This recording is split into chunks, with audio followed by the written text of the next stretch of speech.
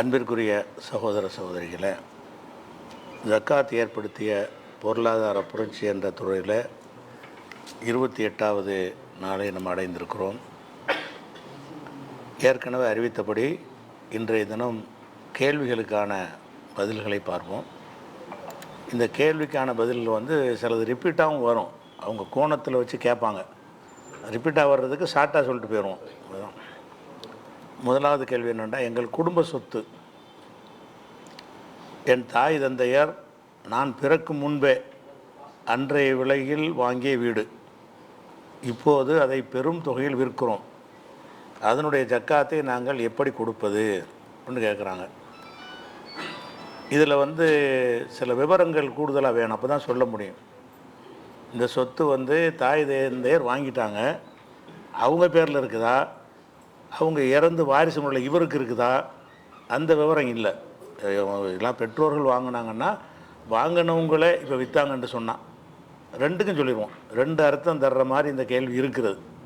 அப்போ குடும்ப சொத்து தாய் தந்தையர் வாங்கின ஒரு வீடு, அதை அந்த தாய் தந்தையரை இப்போ விற்கிறாங்க.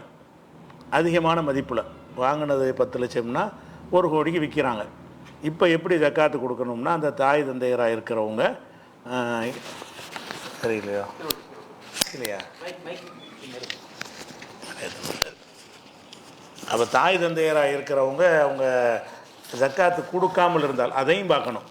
அந்த 10 லட்ச ரூபாய்க்கு வாங்கினாங்கல்ல, அப்போ ஜக்காத்து கொடுத்த பணத்தில் வாங்கியிருந்தார்கள் என்று சொன்னால் அதை விற்றுட்டு வந்தால் இன்னொருக்கா கொடுக்க வேண்டிய தேவையில்லை. அந்த காசுக்கு தான் அதை வாங்கியிருக்கிறாங்க, விற்றுட்டு வர்ற காசு கிடையாது. அப்போ கொடுக்காத பார்சல் வாங்கியிருக்காங்கன்னு வைங்க. அப்படி வாங்கியிருந்தாங்கன்னு சொன்னால் அவங்க விற்றுட்டு வரக்கூடிய தொகை எவ்வளோ வருதோ அது கொடுக்கணும். என்றைக்கு நம்ம விற்கிறோமோ அன்னைக்கு உள்ள கணக்கு தான். நீங்கள் 10 ரூபாய்க்கு வாங்கினாலும் சரி தான், அது 10 கோடி ரூபாய்க்கு மாறிடுச்சுன்னு சொன்னால் 10 ரூபாய்க்கு வாங்கும்போது 10 ரூபாய்க்கு ஜக்காத்து கொடுத்தா போதும். 10 கோடிக்கு வந்துருச்சுன்னு சொன்னால் 10 கோடிக்கு உள்ள ஜக்காத்து தான் கொடுக்கணும். இது ஒரு வகை. அல்லது உங்கள் குடும்ப சொத்து உங்கள் தாய் தந்தையருக்கு பிறகு நீங்கள் வாரிசாக இருக்கிறவர் கேட்டிருக்கலாம்ல, இதை வாரிசாக இருக்கிறீங்க, அப்போ நான் எப்படி கொடுக்குறதுன்னு கேட்டிங்கன்னா, அப்போ உங்கள் தாய் தந்தையருடைய ஜக்காத்து கடமை அவர் மீது நிற்கும். அவருடைய ஜக்காத்து கொடுத்துருந்தாருன்னா பிரச்சனை இல்லை. கொடுக்காமல் இருந்தார்னு சொன்னால் அவர் மீது உள்ள அந்த ஜக்காத்து கடமைக்கு அல்லாட்ட அவருக்கு ஒரு கேள்வி இருக்கும்.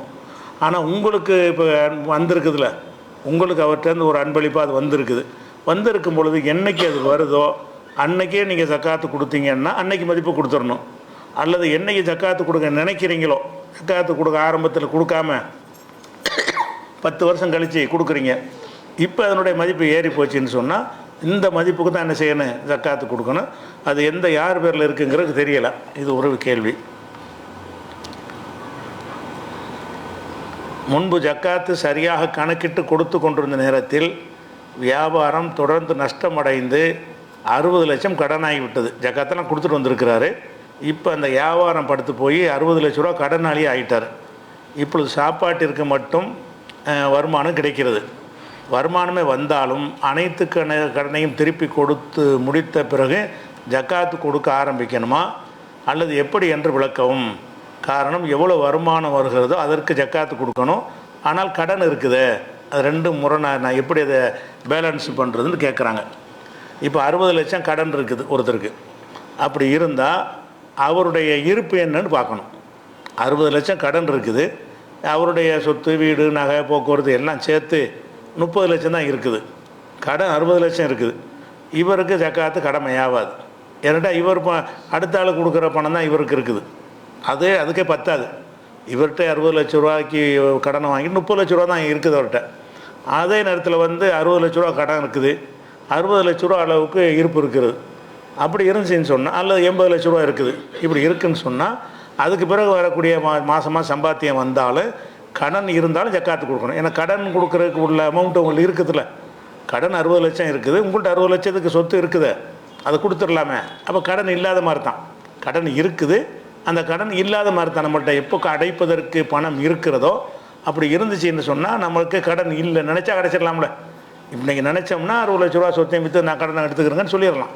அப்போ கடன் அடைப்பதற்கு நம்மிடத்தில் இந்த போதிய பொருளாதாரமோ பணமோ நகையோ அசையா சொத்துக்களோ இருக்கும் என்று சொன்னால் அப்போ அந்த கடனை என்ன செய்யக்கூடாது, கடன் அதோட ஜாஸ்தியாக இருந்துச்சுன்னு சொன்னால் கொடுக்க வேண்டியதில்லை. கடன் வந்து அதோட கம்மியாக இருக்குது. 60 லட்சம் இருக்குது, 1 கோடிக்கு உங்கள்கிட்ட எல்லாம் தேருதுன்னு சொன்னால் அப்போ என்ன செய்யணும், நீங்கள் தன்னிறைவாக இருக்கிறீங்க. அப்போ அந்த 40 லட்சத்துக்கு ஜக்காத்து ஒரு தடவை கொடுக்கணும். 60 லட்சம் உங்களுக்கு கடன் இருக்குது, 1 கோடிக்கு சொத்து இருக்குதுன்னு சொன்னால் அந்த 40 லட்சம் ரூபாய்க்கு மட்டும் என்ன செய்யணும், நீங்கள் ஒரே ஒரு தடவை ஜக்காத்து கொடுக்கணும். அதுக்கு பிறகு நீங்கள் சம்பாதிக்கிறதுக்கெலாம் ஜக்காத்து கொடுக்கணும். அதே நேரத்தில் 60 லட்சம் ரூபா கடன் இருக்கிறது, உங்கள்கிட்ட இருப்பு 30 லட்சம் தான் இருக்குது அல்லது 40 லட்சம் தான் இருக்குது. அப்படி இருந்துச்சின்னு சொன்னால் நீங்கள் எவ்வளோ சம்பாதிச்சாலும் ஜக்காத்து கொடுக்க வேண்டியதில்லை. ஏன்னா நீங்கள் கடனாளியாக இருக்கிறீங்க, உங்கள் சொத்தை பூரா கொடுத்தாலும் நம்ம கடன் அடையாது. 60 லட்சம் கடன் இருக்குது, உங்கள்கிட்ட 40 தான் தேரும் இருக்கிறது. அப்போ இன்னொரு 20 எல்லாத்தையும் நீங்கள் கொடுத்து முடித்தா கூட நீங்கள் 20 லட்ச ரூபா கடனாளியாக தான் இருப்பீங்க. ஒரு கடனாளியாக ஒருத்தர் இருக்கக்கூடியவருக்கு வந்து வரக்கூடிய வருமானம் இப்போ ஜக்காத்து கடமையாகும்னா அது அடைச்ச பிறகு தான் ஆகும்.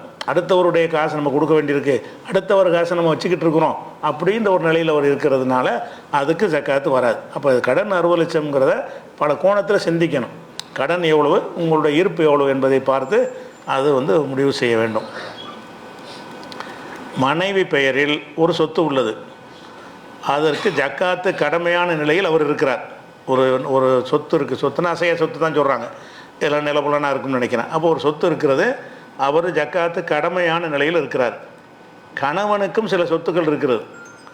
அப்போ கணவன் வந்து இவர் ஜக்காத்து கொடுக்கணும், மனைவிக்கும் கடமை இருக்க ஜக்காத்து கொடுக்கணும். இவர் என்ன கேட்குறாருன்னு கேட்டால், நான் கொடுக்குற ஜக்காத்தை மனைவிக்கு கொடுத்து அதை வந்து அதுலேருந்து அவர் ஜக்காத்து கொடுக்கட்டுமா? அவர்கிட்ட இருக்கிற சொத்துக்கு கொடுக்கணும். அவர்கிட்ட மனைவிட்டு வருமானம் இருக்காதுல்ல, கணவனை சார்ந்து தான் இருப்பாங்க, சொத்து இருக்கும் ஆனால் கணவனை சார்ந்து இருப்பாங்க. அதனால் நான் கொடுக்குற ஜக்காத்து என்ன செய்யணும், அடுத்த ஆள் கொடுக்காம என் மனைவிக்கு கொடுத்துருவேன். அவங்க அதை வாங்கி என்ன செய்வாங்கன்னா அவங்க கொடுக்குற ஜக்காத்துக்கு அவங்க சொத்துக்கு ஜக்காத்து கொடுப்பாங்க. இப்படி நம்ம செய்யலாமான்னு கேட்குறாங்க. இப்படி செய்யலாம். எப்போ செய்யலான்னு கேட்டால் எல்லாத்துக்குமே ஏழைங்கிற பேஸ் இருக்கணும். நீங்கள் ஒரு கணவனுக்கு கொடுத்தாலும் சரி, மனைவி கொடுத்தாலும் சரி, பெற்றோர் கொடுத்தாலும் சரி, ஏழைங்கிற லிஸ்ட்டில் அவங்க வந்தால் தான் நீங்கள் ஜக்காத்தை கொண்டே உங்களுக்கு கொடுக்கலாம். நீங்களே சொல்கிறீங்க அது சொத்து இருக்குண்டு, சொத்துன்னா 50 லட்சம் 1 லட்சம் 2 கோடி 3 கோடி கூட இருக்கலாம். ஒரு சொத்து உங்களுக்கு இருக்கிறது, அதுலேருந்து சொத்தை பிரித்து கொடுக்க இல்லை தவிர சொத்து இருக்குது, சொத்தை பிச்சு கொடுக்க முடியாது. 10 கோடி ரூபா சொத்து இருந்தாலும் அதுலேருந்து ஜக்காத்தை பிரித்து எடுக்க சிரமம் இருக்கிறதுனால தான் கொடுக்க முடியலையே தவிர அவங்களுக்கு கெப்பாசிட்டி இருந்தால் அவங்களுக்கு எப்படி ஜக்காத்து கொடுப்பீங்க? உங்களுடைய ஜக்காத்தை வேறு யாருடைய ஜக்காத்தை அவங்களுக்கு கொடுக்கக்கூடாது. அவங்க ஏழையாக இல்லை, மனைவிங்கிறதுக்கா இல்லை, மனைவிக்கு இன்னும் கொடுக்கலாம். மனைவிக்கு எந்த சொத்தும் இல்லை, ஏழையாக இருந்தாங்கன்னா என்ன செய்யலாம், நீங்கள் அந்த ஜக்காத்தை கொடுத்து உதவி செய்யலாம். ஆனால் உங்கள் சொல்ல கேள்வியில் என்ன வருதுன்னா, அவங்களுக்கு ஒரு சொத்து இருக்குன்னு வருது. எந்த ஒரு சொத்தாக இருந்தாலும் ஒரு 10 லட்சம் 1 லட்சத்துக்கு 10 லட்சத்துக்கு கம்மியாக வராது இந்த காலத்தில். எந்த ஒரு சொத்தாக இருந்தாலும் அசையா சொத்துக்களாக இருந்தால் அந்த மாதிரி ஒரு சொத்து அவங்கள்ட்ட இருக்கும்போது பல மடங்கு நிசாப் இருக்குது.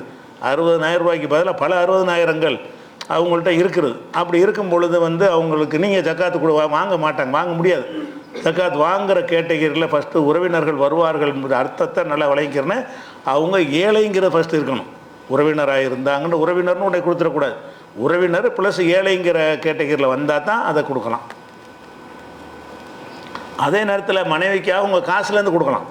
நீங்கள் என்ன செய்யலாம், நீங்கள் உங்கள் கணவருக்கு மனைவிக்கும் செய்ய அன்புல என்ன செய்யலாம், கொஞ்சம் ஜக்காத்தை நான் தர்றேன், அன்பளிப்பாக தர்றேன், அன்பளிப்பாக கொடுங்க. உங்கள் ஜக்காத்தை அதில் கழிச்சிடாதே. நீங்களாம் என்ன செய்யுங்க, எவ்வளோ ஜக்காத்து இந்த வச்சுக்க, நான் உனக்கு அன்பளிப்பாக தர்றேன், அதுக்கு நீ ஜக்காத்தை கொடுத்துரு அப்படின்னு சொல்லி மனைவியோடைய ஜக்காத்தை இவர் கணவர் கொடுப்பது தப்பு இல்லை. அவர் கொடுக்க வேண்டிய ஜக்காத்துக்கு மாற்றுறது. அவர் ஒரு 1 லட்ச ரூபா ஜக்காத்து கொடுக்க வேண்டியிருக்கேன், அதை மனைவியிட்ட கொடுத்து ஓன் ஜக்காத்தை கொடுத்துக்கங்கிறது அது சரியில்லை. ஏன்னா அவங்க சொத்து இருக்குது, அதை பார்த்துக்கணும். அடுத்ததாக வந்து கடந்த 6 ஆண்டுகளாக ஐடி துறையில் பணியாற்றி வருகிறேன். நான் மாதம் சம்பாதித்து அந்த பணத்தை எனது குடும்பத்திற்காக செலவு செய்து விட்டு எந்த சொத்தையும் வாங்கலை. ஐடியில் வேலை செய்கிறாரு, சொத்தே வாங்கலை. கடந்த 6 வருடங்களாக நான் ஜக்காத்தை கொடுக்கல. 6 வருடம் ஐடியில் வேலை பார்க்குறேன், சம்பளம் வாங்குகிறேன், அதுக்கு சொத்து பத்தினா நான் வாங்கலை, எல்லாத்தையும் செலவழிச்சிருவாங்கிறார். எல்லாமே செலவழிஞ்சிடும். அப்போ ஜக்காத்து கொடுக்க அந்த 6 வருட பணத்தை நான் ஜக்காத்திட்டு இப்போ தான் மார்க்கத்தை வழங்குறார். 6 வருஷமாக கொடுக்கல, அப்போ நம்ம சம்பாதிச்சிருக்கணும், ஜக்காத்து கொடுக்காமல் இருந்திருக்கிறோமே என்று விளங்கி இப்போ ஜக்காத்து கொடுக்க நினைத்தால் இனி வரக்கூடிய வருமானத்தை கொடுத்துடணுமா, அல்ல அதுக்கும் சேர்த்து கொடுக்கணுமா? ஒரு 6 வருஷம் நிலுவை இருக்குதுல்ல, அதுக்கும் கொடுக்கணுமா அப்படின்னு கேட்குறாங்க. அதில் வந்து இதை புரிந்து கொள்வதற்கு பொதுவாக இந்த கடன்கிறத தான் இந்த ஜக்காத்துக்கு ரசூலுல்லாஹ் உதாரணமாக காட்டுறாங்க. இந்த அல்லாஹ்வுக்கு செய்கிற கடமையை வந்து கடனோட கம்பேர் பண்ணி காட்டுறாங்க. ஒரு ஹஜ்ஜு செய்ய நேர்ச்சி செஞ்சிட்டாரு, நேர்ச்சி செய்யலை, அவர் நான் செய்யலாமான்னு கேட்கும்போது அல்லாஹ்வுடைய கடனை அதிகமாக நிறைவேற்றணும். இப்போ மார்க்க கடமைகள் எல்லாம் கடன் என்கிற நோன்பு கதை மாதிரி சொல்லுவாங்க. ஒரு மாதம் நோன்பு எங்கள் அம்மாவுக்கு இருந்துச்சு, நான் வந்து அவங்க வைக்காமல் இறந்துட்டாங்க, அந்த நோன்பை நான் வைக்கலாமான்றவுடனே, நீ உங்கள் தாயார் கடன் பட்டால் நீ தானே கொடுப்ப? ஆமாம்பாங்க. அப்போ அல்லாஹ்வுடைய கடன் அதிகமாக கொடுக்க சக்தி படைத்து தகுதி படைத்ததுன்னு ரசூலுல்லாஹ் சொல்லுவாங்க. அப்போ இந்த கடமைகள் எல்லாமே வந்து கடன்கிற ஒரு வகையில் உள்ள ஒரு விஷயம். கடனுக்கு நீங்கள் என்ன முடிவு எடுப்பீங்க? ஒரு ஆள்கிட்ட நீங்கள் கடன் வாங்கிட்டீங்க, 1,00,000 கொடுக்கணும். இல்லைப்பா நான் சம்பாரிச்செல்லாம் செலவழித்து முடிச்சிட்டேன், அதனால கடனை விட்டுனா விடுவார் அவர்? கடன்கிறது நீங்கள் கூடாது. கொடுக்க வேண்டிய கடனை மனித கடனுக்கு எப்படி எடுத்துக்கொள்கிறீங்க? ரசூலுல்லாஹ் வந்து இதை கடனோட கம்பேர் பண்ணி காட்டிட்டாங்க. நீங்கள் செய்ய வேண்டிய அல்லாஹ்வுக்கு செய்கிற கடமைகள் பூராவுமே உலகத்தில் நீங்கள் கடன் வாங்குற ஒப்பிட்டு, தாய்க்கு கடன் இருந்தால், தந்தைக்கு கடன் இருந்தால் நீ என்ன செய்வான்லாம் கேட்குறாங்கல்ல. அப்போ இந்த இபாதத்துகளை மார்க்கம் எப்படி பார்க்குது? கடன் மாதிரி பார்க்குறது. அப்போ நீங்கள் முதல்ல 6 வருஷமாக சம்பாரிச்சிங்கல்ல, அப்போ எல்லாருக்கும் ஜக்காத்தை கொடுக்கணும். கொடுக்கலன்னா உங்கள் மேலே கடனாக இருக்குது. 2வது வருஷம் சம்பாரித்து நீங்கள் செலவழிச்சிட்டாலும் நீங்கள் கொடுக்கல, அது கடனாக இருக்குது. நீங்கள் 6 வருஷ காலமும் சம்பாத்தியத்தை கொடுக்கல என்று சொன்னால், ஒரு மனிதர்கிட்ட வந்து இதை நான் கடனுக்கு சொன்னால் என்ன பதில் சொல்லுவாங்க? ஏற்றுக்குருவாங்களா? ஏற்றுக்கிற மாட்டாங்க. கடனுக்கு நான் கடனாளி, நான் நுழைஞ்சு போய்ட்டு மன்னிச்சுக்கண்டா கேட்கலாம். எப்படி கேட்கலாம்? இல்லைப்பா நான் கடன் தரத்தான் வேணும், வந்து எனக்கு ஏழலை, நீ பார்த்து என்னை மன்னிச்சு விடுன்னு கேட்குறது மனுஷன்ட்ட கேட்கலாம். அல்லாட்ட போய் இப்படி கேட்க முடியாது. அல்லாவுடைய கடமை நான் நிறைவேற்றிடணும். அதுவும் இயலாமல் அப்படி போயிட்டாருன்னு சொன்னால் அதுக்கு அல்லாவுக்குள்ள விஷயம். அல்லாஹ் எதை வேணாலும் மன்னிப்பான். அது அவருக்கு அதுக்கு ஃபத்வாவாக கொடுக்க முடியாது. அல்லாஹ் தன்னுடைய கருணையை கொண்டு யாரை வேணாலும் என்ன செய்வான்? மன்னிப்பான். அது அவனுக்கு உள்ள ஒரு விஷயம். நம்ம அதை மார்க்க தீர்ப்பாகலாம் என்ன செய்ய முடியாது. நீங்கள் பாட்டு கொடுக்காட்டி எல்லாரும் தௌபா செய்யுங்கன்னா எல்லா ஜக்காத்து கொடுக்கணும்னு கொடுக்க மன்னிப்பு கேட்டு போயிடுவான். அது வந்து நம்ம சொல்ல முடியாது. அது அல்லாஹ் நாடினால் செய்வான். அது நம்ம அதை எந்த தீர்ப்பாக சொல்ல இயலாது. அதனால் இவர் வந்து அந்த கடந்த காலத்தில் உள்ளதுக்கு கணக்கு பண்ணி இப்போ வந்து கொடுக்க ஆரம்பிச்சிடணும். மொத்தமாக கொடுக்க இயலாட்டானே ஒரு கடனில் நீங்கள் எப்படி நடப்பீங்களோ, சிறுக கொடுத்து அடைப்பீங்கல்ல, அது மாதிரி இந்த 6 வருஷ விஷயத்தையும் சக்திக்கு உட்பட்டு வேகமாக அடைச்சிட்டு மறுபடியும் அப்பப்போ சம்பாதிக்கிற கூட தான் சரியான முறை. இல்லைன்னா அந்த அந்த அந்த கடமை நின்றுக்கிட்டே தான் இருக்கும். நம்ம தலையில் அதெல்லாம் செலவழிச்சிட்டேன்னு சொல்லுவது என்ன செய்யாத, எடுபடாது. உலகத்தில் எடுபடாத மாதிரி அல்லாட்டையும் எடுபடாது. அதுக்கப்புறம் நேற்றைய உரையில் ஒட்டுமொத்த சொத்து நிசாபை அடைந்தால் என்று சொன்னீர்கள். ஒட்டுமொத்த சொத்து என்றால் வீட்டு உபயோகப் பொருட்களா, சிறிதளவு நகை, கட்டில், பீரோ போன்ற பொருட்களும் சேர்த்து நிசாபை அடைய வேண்டுமா அப்படின்னு கேட்குறாங்க. அதாவது நிசாப்னா முதல்ல இந்த கட்டில், பீரோ இதெல்லாம் இருக்குது. கட்டில், பீரோ நீங்கள் பார்க்காதீங்க, அது காசு கொடுத்து தானே வாங்கியிருப்பிய. அது எப்படி பார்க்கணும்? கட்டிலாக இருக்கட்டும், கட்டிலாக உங்களுக்கு வரும். கட்டிலாக இருந்தாலும் காசு கொடுத்து தான் வாங்கியிருப்பீங்க. பீரோன்னா காசு கொடுத்து தான் வாங்கியிருப்பீங்க. ஃப்ரிட்ஜுன்னா காசு கொடுத்து தான் வாங்கியிருப்பீங்க. அந்த காசுக்கு நீங்கள் ஜக்காத்து கொடுத்துருந்தீங்கன்னா இதுக்கு இல்லை. அந்த காசு கொடுக்கலன்னா அந்த காசாக நீங்கள் பாருங்கள், இத்தனை ரூபாய்க்கு நீங்கள் ஜாமான் வாங்கியிருக்கேன்னு பார்க்கணும். நான் 3 வருஷம் யூஸ் பண்ணி பழசாக போச்சு நீங்கள் பேச இயலாது. நீங்கள் அந்த ஃப்ரிட்ஜு வாங்கும்போது அது 10,000 ரூபா கொடுத்து வாங்கியிருப்பீங்க. 10,000 ரூபா உங்களுக்கு வருமானம் வந்திருக்குது. அந்த 10,000 ரூபா கொடுத்து நீங்கள் வாங்கியிருக்கிறீங்கன்னா அந்த 10,000 ரூபா உங்கள்கிட்ட இருக்குன்னு அர்த்தம். 10,000 ரூபா வருவாய் உங்களுக்கு வந்திருக்கு. அதற்கு நீங்கள் ஜக்காத்து கொடுக்க வேண்டும். ஒரு ஏசி போட்டிருக்கீங்க, 30 ரூபா 40 ரூபாய்க்கு ஒரு ஏசி போட்டிருக்கிறீங்க. அந்த ஏசியாக உங்களுக்கு வராது. அந்த ஏசியை சம்பாரித்த காசுலேருந்து வாங்கியிருப்பீங்க. அது வருமானம் வந்திருக்கு உங்களுக்கு. ஏசிக்காக ஒரு 40 ரூபா வந்திருக்குது, ஃப்ரிட்ஜுக்கு ஒரு 10,000 ரூபா வந்திருக்குது, ஒன்றுக்கு வந்திருக்குன்னு சொன்னால் கட்டிலுக்கு, பீரோலுக்கு எல்லாத்துக்கும் ஒரு தொகை உங்களுக்கு வருது. அந்த காசுக்கு பொருளை வாங்கி வச்சுட்டு இந்த பொருளை கொடுக்கணுமான்னு கேட்கக்கூடாது. இந்த பொருளுக்கு முந்தின நிலை என்ன? காசுன்ற ஒரு நிலையில் இருந்துச்சுல, காசாகத்தானே உங்களுக்கு வந்துச்சு. அதான் வருங்கிறேன்ல, எல்லாத்தையும் கணக்கு போட்டு தான் வரணும். எல்லாத்தையுமே என்ன செய்யணும்னு கேட்டால், ஃப்ரிட்ஜ் எவ்வளோ வாங்கினீங்க, 10,000 வாங்கினீங்களா, சேர்த்துக்கிறங்க. ஏசி 40 ரூபா சேருங்க, எல்லாம் சேர்ந்து 57,000 ரூபா வந்துருச்சுன்னா நிசாப் இருக்குன்னு அர்த்தம். நிசாப் என்பது எல்லா பொருள்களுமே நம்ம காசு கொடுத்து தான் வாங்குவோம். நம்ம எந்த ஒரு பொருளை வாங்குறா இருந்தாலும் நம்மகிட்ட கையில் சம்பாதித்து பணத்தை கொடுத்து, அதில் நமக்கு அன்பளிப்பாக ஒருத்தர் தந்திருப்பார், அதை கொண்டு வாங்கியிருப்போம். சம்பாதிச்சா என்ன, அன்பளிப்பாக வந்தால் என்ன, ஏதோ ஒரு வகையில் நம்ம காசை கொடுத்து தான் வாங்கியிருப்போம். அப்போ காசை கொடுத்து வாங்கும்போது இந்த காசில் போய் பார்த்துடணும். இந்த பொருள்களை பார்த்து பார்க்கக்கூடாது. வாங்கி நம்மளாக ஒரு 5 வருஷத்துக்கு முன்னாடி வாங்கிட்டு எல்லாம் பழசாக போச்சு, ஒன்றுக்கும் உதவாதுங்க, இப்போ அதுக்கு நான் கொடுக்கணுமான்னு கேட்கக்கூடாது. நீ 5 வருஷத்துக்கு முன்னாடி வாங்கும்போது காசை கொடுத்து வாங்கினீங்கள, அந்த காசை நீ ஜக்காத்து கொடுக்கல, ஜக்காத்து கொடுக்காம அதை பயன்படுத்தியிருக்கிறீங்களா, அப்படி தான் பார்க்கணும். அதனால் என்ன நம்ம வாங்கினோமோ அது நம்முடைய வருவாய். அந்த வருவாயை வந்து ஜக்காத்தை கொடுத்துட்டு தான் நம்ம பயன்படுத்த வேண்டும். அதான் மார்க்கத்தினுடைய சட்டங்கிற அடிப்படையில் அதுக்கு கொடுக்கத்தான் வேணும். அந்த பொருள்களுக்கு என்ன செய்ய, பொருள்களுக்காக இல்லை, அந்த பொருள் வாங்குவதற்கு நீங்கள் செலவிட்ட தொகைக்கு என்ன செய்யணும், அது கொடுக்க வேண்டும். அது கண்டிப்பாக தொகை இருக்கும். 2 வருடம் முன்பு என் தந்தைக்கு கேன்சர் வந்தது. 8 லட்சம் செலவு செய்தேன். இதை சதக்காவில் கழிக்கலாமா? இப்போது 3 மாதம் ஒரு தடவை மெடிக்கல் செக்கப் போகிறார். அதுக்கும் ஜக்காத்து செலவிடலாமா அப்படின்னு கேட்குறாங்க. அப்போ தந்தைக்கு வந்து மருத்துவம் பண்ணியிருக்கிறாரு, அதுக்காக வந்து 8 லட்ச ரூபா செலவழிச்சு ஜக்காத்தில் கழிச்சிக்கலாமா? இப்போவும் மருத்துவத்தில் இருக்கார் அவர். அந்த செலவை ஜக்காத்துன்னு கொடுக்கலாமாங்கிறார். கொடுக்கலாம், கேட்டகிரியில் ஏழையில் இருக்கணும் தான். உங்கள் தகப்பனாருக்கு பல கோடிகளுக்கு சொத்து இருக்கும், வீடு வாசல் நிலப்புலன்கள் இருக்கும். அவர் அப்படிப்பட்ட ஒருத்தர் இருந்தார்னு சொன்னால் அவர் ஜக்காத்து வாங்குறதுல வரமாட்டார். தகப்பனாராகவே இருக்கட்டுமே, உங்கள் தகப்பனார் கையில் காசு இல்லாட்டா கூட அவங்க பேர்லாம் கண்டிப்பாக சொத்து இருக்கும். அவங்க மரணிக்கிற வரைக்கும் சொத்தை வச்சுட்டு தான் போவாங்க. பெரும்பாலும் என்ன இருக்கேன், யாராக இருந்தாலும் அவங்க தகப்பனார் பேரில் சொத்துக்களை வச்சு தான் இருப்பாங்க. அப்போ சொத்து உங்கள் தகப்பனாருக்கு இருக்குதுன்னு சொன்னால் அவர் ஏழையிலேருந்து விலகிடுவார். அவரே அந்த சொத்துக்கு ஜக்காத்து கொடுக்குற நிலையில் அவர் இருப்பார். அப்படி இருந்தார்னு சொன்னால் 1 கோடி ரூபா சொத்து உங்கள் தகப்பனாருக்கு இருக்குது, இப்போ கையில் காசு இல்லைன்னு வைங்க, அதுக்கு நீங்கள் மருத்துவத்தை செலவழிச்சிங்க, ஜக்காத்தை செலவழிச்சிங்கன்னு சொன்னால் அதனுடைய மருத்துவ செலவை ஜக்காத்தில் கழிச்சிங்கன்னு சொன்னால் செல்வந்தர் கழிச்சின்னு வந்துடுது. அவர் ஏழையாக இருந்தால் நீங்கள் கழிக்கணும். அப்படி இல்லைன்னு சொன்னால் உங்களுடைய உபரியான செலவினங்களில் வச்சுக்கணும். அதான் கூடுதல் நன்மை. ஜக்காத்துங்கிற கடமை அல்லாத நம்ம எவ்வளோ செலவழிக்கிறோம்ல அதில் தான் பெற்றோருக்கு கொடுக்கணுமே தவிர அவங்க ஏழைங்கிற கேட்டகிரியில் வராட்டின்னு யாருக்கும் கொடுக்கல. ஏழைங்கிற ஒரு கேட்டகிரி, ஏழைக்கு ஏற்றான ஃபக்கீர் மிஸ்கினாக இருக்கணுமா இல்லையா, அதுதான் அவங்களுக்கு வந்து அதை வந்து வாங்குவதற்கு தகுதி வருது. அதனால் அது கொடுக்கக்கூடாது. சொத்து இல்லாட்டி கொடுக்கணும். அவங்களுக்கு எந்த சொத்தும் இல்லைன்னு சொன்னால் அவருக்கு சொத்து இல்லாமல் இருக்கார், நம்ம மருத்துவத்துக்கு செலவு செய்கிறோம், அவர் ஜக்காத்து வாங்க தகுதி உள்ளவர் ஆகிட்டார். ஜக்காத்து காசுலேருந்து என்ன செய்யலாம், மருத்துவம் பார்க்கலாம், எல்லாமே பண்ணிக்கலாம். அடுத்ததாக நிசாபுடைய பொருட்கள் என்னென்ன, அன்றாடம் பயன்படுத்தும் பொருட்கள் அடங்குமா? அது முதல் கேள்வி மாதிரி உள்ளதான். அன்றாடம் பயன்கள் அடங்குமா? உதாரணத்துக்கு தற்போதுள்ள நிலையில் விலை உயர்ந்த டிஜிட்டல் ஜாமாங்க, மொபைலு, மதிப்புமிக்க எலக்ட்ரானிக் பொருட்கள், ஃபேஷன் ஜுவல்லரி, இந்த மாதிரி விஷயங்கள்லாம் பயன்படுத்துகிறோம். விலை உயர்ந்த மொபைல் ஃபோன் பயன்படுத்துகிறோம், கம்ப்யூட்டர் பயன்படுத்துகிறோம், லேப்டாப் வச்சுருப்போம். அதுக்கெல்லாம் அதுவே ஒரு பெரிய தொகையாக இருக்கும். ஒரு லேப்டாப்பே நிசாப் ஆகிரும்ல, ஒரு லேப்டாப்பே 50-60 ரூபானா அது அதே நிசாப் ஆகிடுது. அப்போ இவ்வளோலாம் பயன்படுத்துகிறோம். அது மாதிரி வீடு, தோட்டம், கால்நடை, தங்கம், வெள்ளி, வைர, கற்கள், அதெல்லாம் ஒன்றும் கிடையாது. இதுதான் இருக்கான். அதாவது வீடு, தோட்டம், கால்நடை, தங்கம், வெள்ளி, வைர, கற்கள்லாம் ஒன்றும் கிடையாதான். ஆனால் ஃபோன் இருக்குதான், மதிப்புமிக்க அந்த பயன்படுத்துகிற பொருள்கள் இருக்குல்ல அதெல்லாம் இருக்குங்கிறாங்க. இதுக்கு அதே பார்வை தான். அதெல்லாம் இருக்குன்னா எப்படி இருக்குது, வானத்தில் வந்துச்சா நீங்கள் காசு கொடுத்து வாங்கினீங்களா? இதெல்லாம் இருக்குன்னு பேசுறதுக்கு முன்னாடி நம்ம என்ன பார்க்கணும், இதெல்லாம் இருக்குது, இதெல்லாம் நீங்கள் காசு கொடுத்து வாங்கியிருக்குன்னு தான் அர்த்தம். எவ்வளோ காசு கொடுத்து வாங்கினீங்க, அதுக்கு ஜக்காத்து கொடுத்தீங்களான்னு வருமா இல்லையா?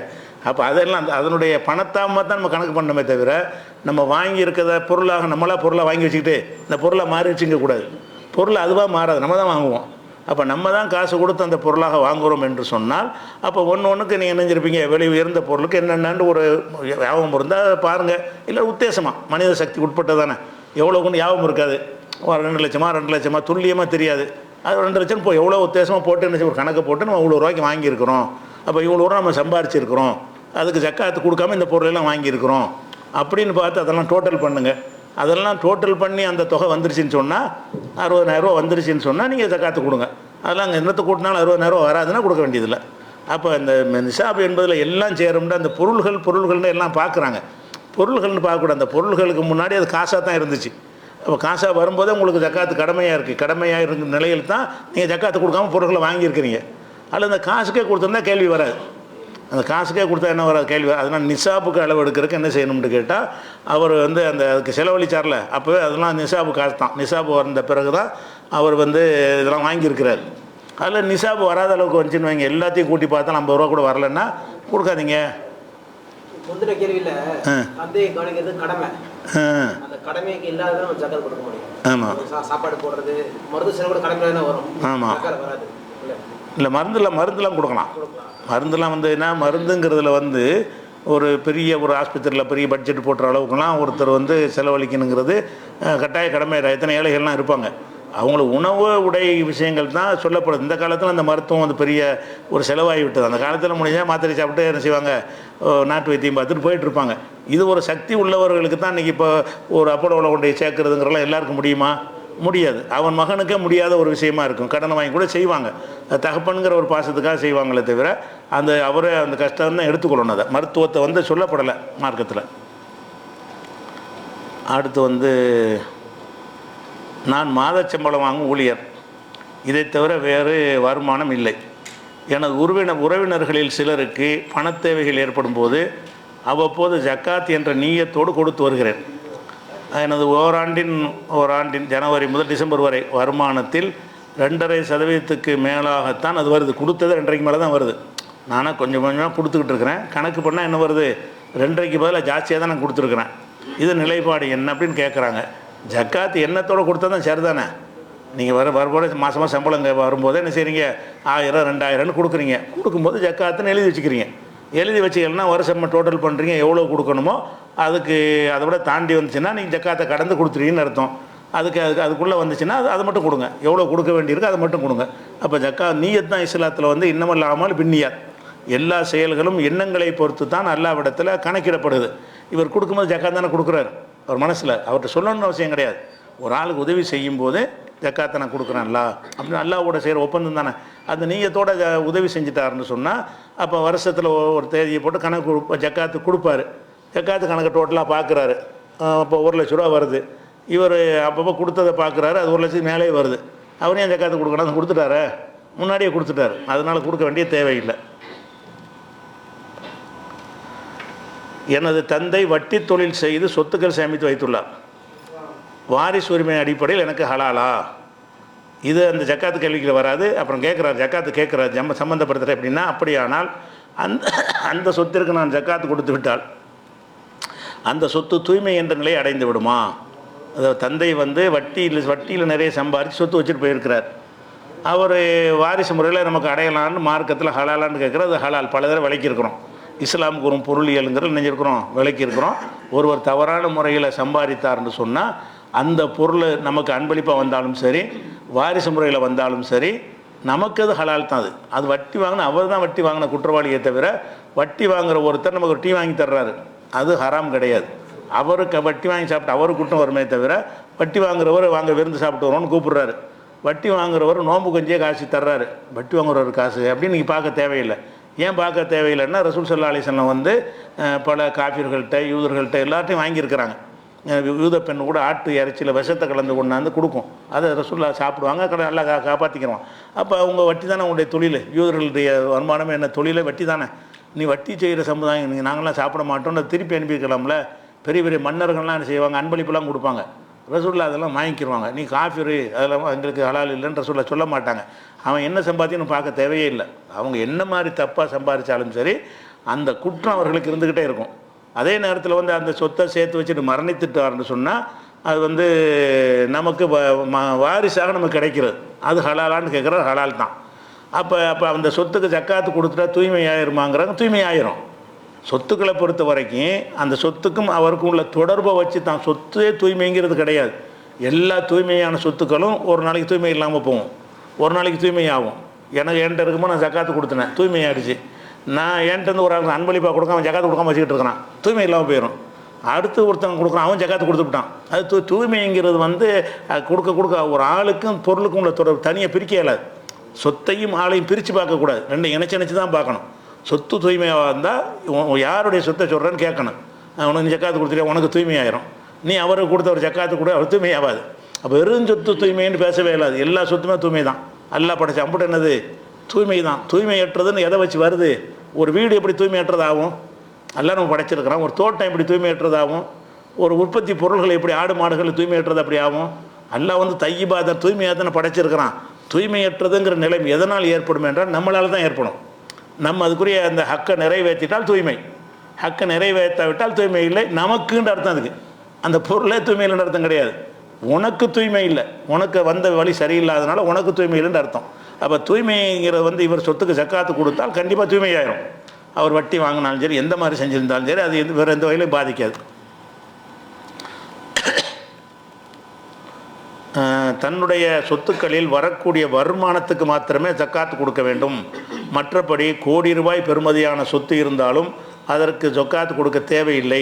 காரணம், சொத்துக்கள் இருந்தால் அது பெருக வேண்டும் அல்லது வளர வேண்டும், அப்படித்தான் ஹதீஸ் கூறுகிறது என்று ஒரு தௌஹீத் மௌலவி கூறுகிறார்.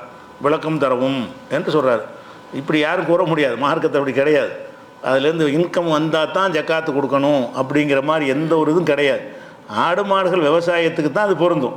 இப்போ தங்கத்துக்கு ஜக்காத்து மார்க்கத்தில் இருக்குன்னு எல்லாருக்கும் தெரியும். தங்கம் வந்து பெருகுமா? 10 கிராம் வந்து நாளைக்கு 12 கிராம் ஆகுமா? ஆகாதில்ல. வெள்ளி பெருகுமா? அதுக்கு ஜக்காத்து இருக்குன்னு மார்க்கத்தில் வருதா இல்லையா? அப்போனா இவங்க கருத்து போகிறாங்க ரூபாய்க்கெல்லாம் ஜக்காத்துக்கு. சொத்தை விட்டுருங்க, ரூபாய்க்கு ஜக்காத்து இருக்கான்னு கேளுங்க. சொத்து கிடையாதான். எத்தனை கோடி இருந்தாலும் அது பெருகுமான்னு கேட்குறாங்க. சொத்து பெருகாது தான், வீடு பெருகாது, தோட்டம் பெருகாது தான். தங்கம் மட்டும் பெருகுமா? தங்கத்துக்கு ஏன் கொடுக்க சொல்கிறீங்க? தங்கம் எப்படி வச்சுமோ அப்படி தானே இருக்கு. 1 கிலோ தங்கம் வாங்கி வச்சிங்கன்னா 100 வருஷம் ஆனால் அது 1 கிலோ தங்கம் தானே. அது 101 கிலோ ஆகாத, அது பெருகணுமா? 40 41 ஆடு வர்ற மாதிரி, 100 ஆடு 200 ஆடு வர்ற மாதிரி விவசாயத்தில் பெருகிட்ட உற்பத்தி ஆகுதுல, அது மாதிரி வந்தால் தான் சொன்ன. அப்படி கிடையாது மார்க்கத்தை, அப்படி எந்த ஹதீஸும் கிடையாது. சொத்துங்கிறதுக்கு ஜக்காத்தை தவிர அது இன்கம் வந்தாலும் ஜக்காத்து தான். இன்கம் வருமான வரி கிடையாது ஜக்காத்துங்கிறது. அப்படி விளங்கிட்டாங்க. வருமானம் வந்தால் தான் வரி கொடுப்போங்கிற மாதிரி நினச்சிக்கிட்டு இருங்க. வருமானத்துக்குள்ள ஜக்காத்து கிடையாது, வருமான வரி கணக்கில் வராது. உங்களுக்கு சொத்து கிடைத்தால் அதுக்கு அல்லாஹ்வுக்கு கொடுக்க வேண்டிய ஒரு கடன் அது. ஆனால் அப்படி ஒரு ஹதீஸ் கிடையாது. ஹதீஸ் சொன்னார்னு சொன்னால் அவர்கிட்ட கேளுங்க, எந்த ஹதீஸு எந்த நூலில் வருதுன்னு ஆதாரத்தோடு என்ன செய்யுங்க, வாங்கி அனுப்புங்க. அதோடு அவரே சொல்கிறாராம், 641 வசனம் சக்காத்து பற்றி குறிப்பிடவில்லை, அது அறுவடை நாளில் கேட்டு வருபவர்கள் பற்றியே குறிப்பிடுகிறது என்றும் கூறுகிறார். அதனால் விவசாய பொருட்களில் அதில் ஜக்காத்தை பற்றி அது பேசலை, அந்த வசனம் பேசலை அப்படிங்கிறாரு. அது 641 இருக்கிற வசனத்தை வச்சு தான் விவசாயத்துக்கு ஜக்காத்து இருக்குதுன்னு நம்மளும் சொன்னோம். நம்ம மாத்திரம் சொல்லலை, அனைவருமே சொல்கிறாங்க. அனைவரும் சொல்ல ஒரு ஆதாரத்துக்கு சொல்லலை, அந்த வசனத்தில் இருக்க போய் என்ன செய்கிறாங்க, எல்லா மதுஹபுகள் செலப்புகள் ஹலப்புகள் எல்லாருமே விவசாயத்துக்கு ஜக்காத்து இருக்குது ஆதாரம் இந்த வசனம்ங்கிறாங்க. விவசாயத்துக்கு ஜக்காத்து இருக்குங்கிற கொள்கைகளோட அனைவருமே ஆதாரம் எதை காட்டுறாங்க, இதைத்தான் காட்டுறாங்கங்கும் போது அந்த வசனத்தில் அந்த கருத்து இருக்குன்னு விளங்குது. எப்படி விளங்குது அதிலே பாருங்கள் எப்படி வருதுன்னு கேட்டால், ஆத்து ஹக்கஹு, அதனுடைய ஹக்கை கொடுத்து விடுங்கள், அதனுடைய கடமையை கொடுத்து விடுங்கள், யௌம ஹசாதிஹி, அறுவடை நாளில் கொடுத்து விடுங்கள்னு வருது. அறுவடை நாளில் கொடுங்கள்ங்கிறத சொல்லாமல் ஹக்கை கொடுங்கங்கிறான். அறுவடை நாளில் கொஞ்சம் கொடுங்க அப்படின்னு சொன்னால் இதை கேட்டு வர்றவங்களுக்கு கொடுக்குறதுங்க அர்த்தமாகுது. கேட்டு வர்றவங்க யாசம் அதுக்கு அறுத்துக்கிட்டு இருக்கும்போது கேட்பாங்க ஏதாவது தாங்கண்டு, அவங்களுக்கு எனக்கு கொஞ்சம் தள்ளி போடுறது, அதைத்தான் இது பேசுதுன்னு அவர் சொல்லியிருக்கார் போல இருக்கவர். அதை பேசலை. இது ஹக், அவங்களுடைய கடமையை கொடுத்து விடும். அது அதனுடைய கடமையை, அதாவது அவனுடைய கடமைன்றா கூட ஏழைக்குன்னு ஒரு கடமை இருக்குன்னு வந்துடும். இங்கே என்னது விவசாயத்துக்குள்ள கடமை, அந்த விவசாயத்துடைய ஹக்கை கடமையை நீங்கள் கொடுத்து விடுங்கள். இப்போ கடமையை கொடுத்து விடுங்கள்னு சொல்கிற காரணத்தினால இது விவசாயத்தை தான் குறிக்கிறது, வேறு எதையும் குறிக்காது. இது தான தர்மமாக கொடுக்கறத குறிக்காது. அவர் தவறாக என்ன செய்கிறாரு உங்களுக்கு சொல்லியிருக்காரு, அதை விளக்கிட்டோம். என்னுடைய தந்தை கிட்டத்தட்ட 40 வருடங்களுக்கு முன் காலம் சென்று விட்டார். அவர் இறக்கும்போது விட்டு சென்ற வீட்டின் மதிப்பு 10 லட்சம். இப்பொழுது அதன் பெறுமதி கிட்டத்தட்ட 10 கோடிக்கு மேல் இருக்கும்.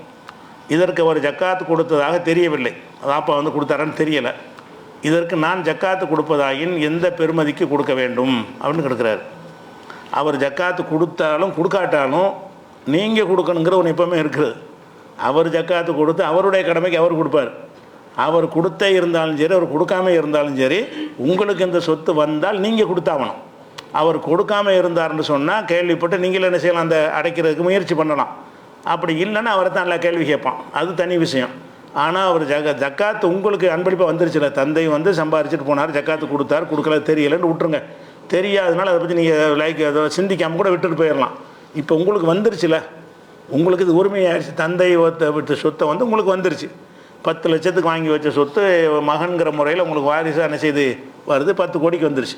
10 லட்சத்துக்கு வாங்கி போட்ட சொத்து 10 கோடிக்கு இன்றைக்கி மார்க்கெட்டு போகும்னு இருக்குது. அப்போ இதுக்கு நீங்கள் ஜக்காத்து கொடுக்கணும்னா நீங்கள் தான் கொடுக்கணும், ஏன்னா உங்களுக்கு தான் அது வந்திருக்குது.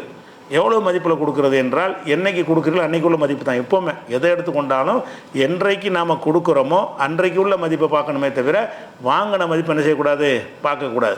அதனால் இந்த எத்தனை கோடிக்கு வருதோ அதில் வாரிசு முறையில் வர்றதுன்னு பல பேருக்கு, உங்களுக்கு மட்டும் வர முடியாது. அது நீங்கள் முடிவு பண்ணிக்கிறங்க. ஒரு வாரிசுன்னா நிறைய பிள்ளைங்கள் இருப்பாங்க, அதில் உங்கள் ரோலுக்கு எவ்வளோ வருமோ அதனுடைய ஜக்காத்து நீங்கள் பொறுப்பாளி.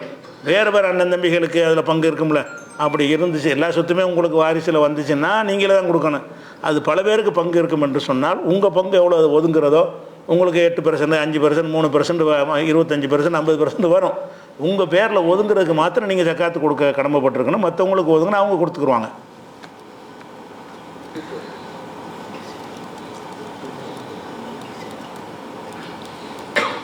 அடுத்தது, அதாவது ஜக்காத்து நிதியை திரட்டுறவங்க, பணி செய்கிறவங்க இருக்காங்கல்ல, அவங்களுக்கு ஜக்காத்து கொடுக்கலாம்னு நம்ம 8 வகையில் அல்லாஹ் சொல்கிறான். 8 வகையில் ஒரு வகையை சொல்லியிருக்கிறோம். தாமிலின் என்பது இஸ்லாமிய அரசில் தான் உண்டு, இன்றைக்கு இல்லை என்று ஒரு ஆலிம் கூறுகிறார். இது சரியா? இஸ்லாமிய அரசாங்கத்திலிருந்து நியமித்து கட்டாயப்படுத்தி வசூல் பண்ண அனுப்புவாங்கல்ல, அதுதான் அதுக்கு பொருந்துமே தவிர இன்றைக்கு அது பொருந்தாது என்று சொல்கிறார். ஒரு ஆலிம் சொல்கிறாராம். எந்த ஆலிம் சொன்னாலும் அதுக்கு என்ன ஆதாரம் சொன்னார்? ஆலிம் சொல்லட்டும், ஆலிம் அல்லாதவர் சொல்லட்டும், நம்ம ஏற்றுக்குருவோம். எப்போ ஏற்றுக்குருவோம் என்றால் அதுக்குரிய ஆதாரங்கள் இருந்தால் ஏற்றுக்கொள்வோம். இந்த ஆமிலின் என்பதற்கு இஸ்லாமிய அரசியல் உள்ள ஆலிம் என்று ஏதாவது ஆமில்னு ஹதீஸில் இருக்குதா? குர்ஆனில் இருக்குதா? நீங்களாக செய்கிற வழக்கம் அது. அதாவது பொதுவாக ஆமிலின்கிற வார்த்தை அதற்கு பணி செய்யக்கூடியவர்கள். அந்த சொல்லுக்கு என்ன அர்த்தம்? எப்போ பணி செஞ்சாலும் அந்த அர்த்தம் தானே. இஸ்லாமிய அரசில் வசூல் பண்ணாலும் வசூல் தான் பண்ண போகிறாரு. இஸ்லாமிய அரசு இல்லாமல் போய் வசூல் பண்ண போகிறார், வசூல் பண்ணுற வேலையை தான் செய்கிறாரு. ஆமில்கிற அமலுங்கிற வார்த்தையில் உள்ளது. ஒரு ஆமிலின் அலைஹான அதற்காக பாடுபடுறவர், அதற்காக உழைப்பவர். அப்போ ஜக்காத்துக்காக உழைத்தல் என்பது ரசூலுல்லாஹ் காலத்தில் முடியலை. அரசாங்கம் இருந்தால் அரசாங்கத்திலேருந்து நியமிப்பாங்க. அரசாங்கம் இல்லைன்னு சொன்னால் ஒரு குழுக்களில் போய் அது கட்டாயப்படுத்தி வாங்குவாங்க. வித்தியாசம் என்னென்னு கேட்டால் அவங்க கம்பல் பண்ணி வாங்குவாங்க, அதிகாரியாக இருப்பாங்க. நம்ம காலத்தில் ஒருத்தர் வசூலுக்கு அனுப்பணும்னா அவருக்கு கொடுத்தா கொடுப்பாங்க. எவ்வளோ தாங்க ஜக்காத்து, உங்கள் கணக்கெல்லாம் தாங்க கணக்கு புத்தகம் தருவாரா? நீங்கள் ஜக்காத்து வசூலுக்கு அனுப்புறீங்க, ஜக்காத்துக்கு வந்திருக்கிறோம், உங்கள் நோட்டெல்லாம் எடுங்க, வருமான வரி கணக்கெல்லாம் தாங்கண்டு கிட்ட தருவார், உனக்கு எதாவது வாங்கிட்டு போய் அப்படி தான் சொல்லுவார். நான் 1000 பேர் கொடுப்பேன். அப்போ இந்த ஜக்காத்து அந்த வித்தியாசம் இருக்குது. நம்ம வசூலித்தல் என்பது ஒருத்தருடைய கணக்கை துல்லியமாக கேட்டு அதற்குரியது. அதுவும் வந்து நமக்கு வசூலித்தல் என்பது அந்த 2 தானே இருக்குது.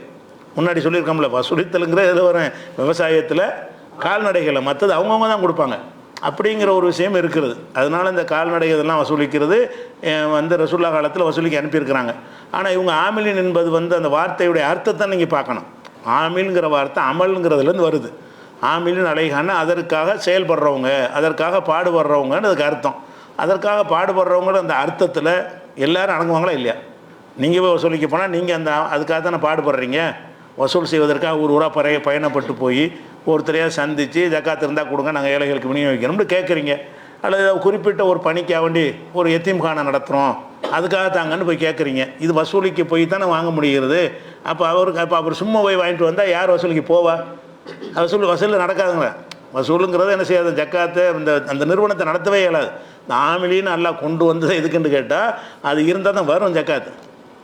தன்னால் ஆட்டுகளை ஓட்டி கொண்டாந்து உங்களை தரமாட்டாங்க. நம்ம போய் கேட்டு வாங்கினா தான் அது அரசாங்கத்துக்கு வரும். அதனால் அந்த காலத்துக்குங்கிறது தப்புது. எந்த சொல்லுலேருந்து எல்லா காலத்துக்கும் உள்ளது தான். அந்த காலத்துக்கு மட்டும்தான் பொருந்தும்னா அதுக்கு ஆதாரம் காட்டணும். எந்த ஆதாரம் காட்டல.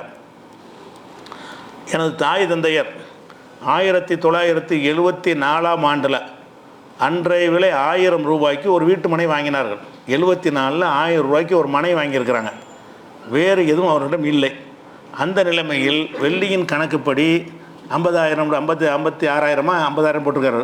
50,000 ரூபாய்க்கு இருப்பு இருந்தால்தான் ஜக்காத்து கடமை என்றால் அன்றைய காலத்தில் ஜக்காத்து கடமை 1000 ரூபாய்க்கு தான் வாங்கியிருக்கிறாரு.